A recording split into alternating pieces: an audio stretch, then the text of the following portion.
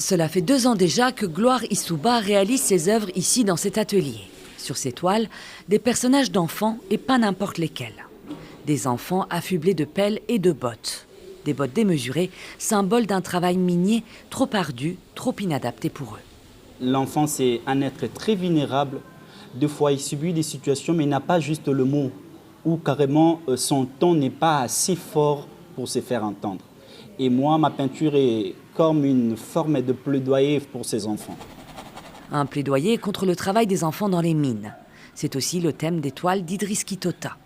Né dans le Grand Katanga, diplômé de l'Institut des Beaux-Arts de la ville minière de Lubumbashi, le jeune artiste s'attache à montrer l'inacceptable dans l'exploitation minière en République démocratique du Congo. Mon souhait, c'est qu'à partir de cette expo, qu'on puisse éveiller la conscience congolaise, vous voyez, susciter des solutions concrètes. Car ces toiles sont destinées à une exposition d'art organisée par la fondation Maono à l'Académie des Beaux-Arts de Kinshasa. Kolwezi, un jour, un rêve. Le nom de l'événement n'a pas été choisi par hasard. Kolwezi parce que c'est une ville qui attire beaucoup d'attention. On l'appelle maintenant la capitale du cuivre. Et toute l'attention du pays est sur ce développement industriel tant attendu.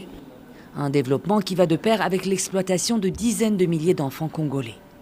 Les silhouettes de ces petits creuseurs épuisés apparaissent partout dans l'exposition. Sur les toiles de Kateris Mondobo, certains portent même une médaille, symbole d'une reconnaissance inexistante pour leur rapport aux richesses du pays. Aux côtés de ces toiles, on retrouve les œuvres de Gloire Issouba et celles d'Idriss Kitota, reconnaissables par l'utilisation du noir pour illustrer cette lutte pour la survie. On imagine tout de suite que c'est la mine, on imagine la servitude, la fatigue, et puis le fait que les balances soient en or, on comprend très bien que c'est l'effort minier, que c'est la recherche de l'or ou de biens précieux.